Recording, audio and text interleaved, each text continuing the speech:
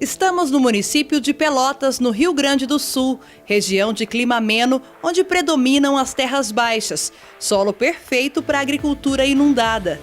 A Embrapa, em 1943, quando iniciou as suas atividades, com outro nome, porque a Embrapa, na realidade, começou em 1973, mas os anos foram fazendo que os nomes fossem mudados, até o seu nome definitivo, que é a Empresa de Pesquisa Agropecuária Brasileira. A Embrapa, nessas terras baixas, vocês têm uma ideia, nós estamos a 12 metros do nível do mar.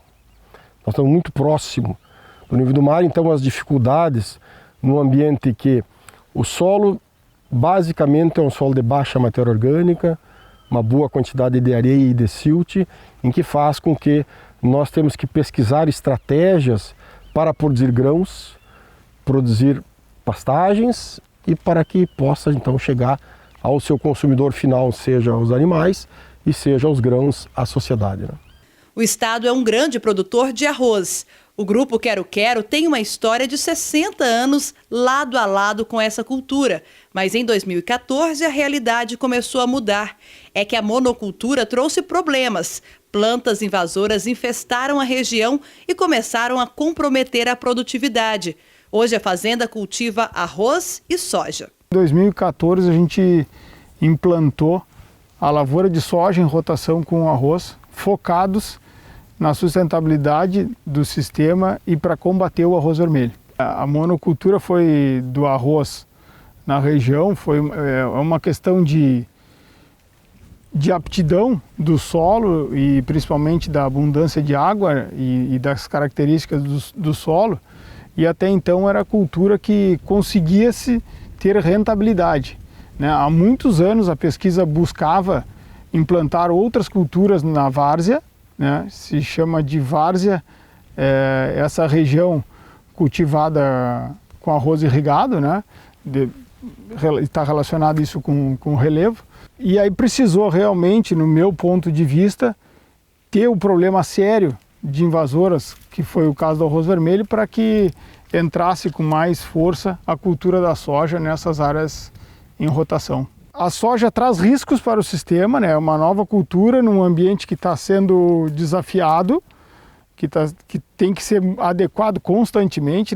Esse último cultivo nós tivemos 600 milímetros em 20 dias, numa zona que é de difícil drenagem, apresenta algum desafio. Mas a soja trouxe a sustentabilidade do negócio. O sistema tem que estar alicerçado em soja e arroz para ser sustentável social, econômica e ambientalmente falando.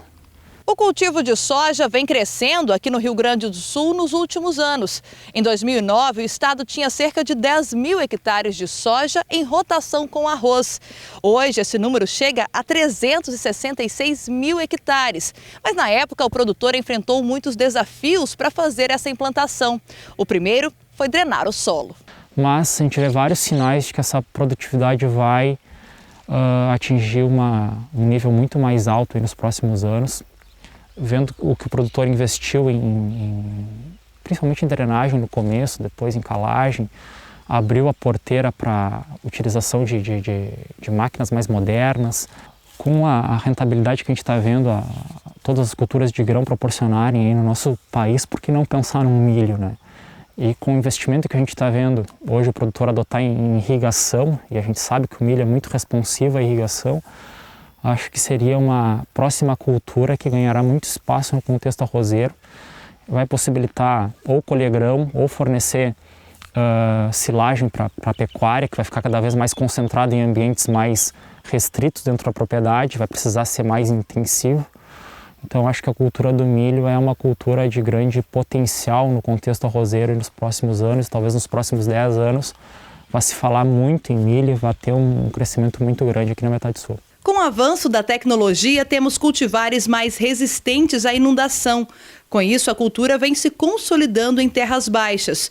Tudo isso com o apoio da Embrapa, que tem uma unidade que trabalha especificamente com essas terras baixas e fica na cidade de Pelotas. Cientistas contribuem com a evolução da produção agrícola, desenvolvendo soluções para áreas de várzea. Hoje nós temos no Rio Grande do Sul, mais de 3 milhões de hectares de terras baixas.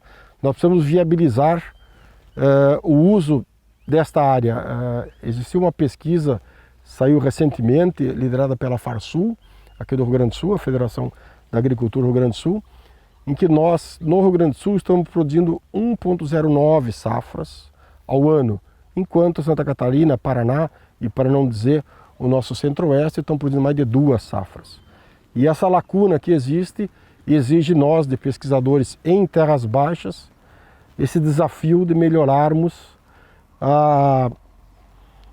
o uso, então, desse grande potencial que nós temos, seja de água, que nós estamos rodeados de lagoas na região, e áreas ainda por serem melhor utilizadas. As características de terras baixas são solo raso, pouco impermeável, terreno plano e, com isso, um terreno inundado. E esse ambiente proporciona surgimento de doenças de sistema radicular da soja. Na verdade, em função da dificuldade na drenagem, tem um acúmulo maior de água no solo. Isso facilita, então, o aparecimento desse tipo de doenças na cultura da soja, né?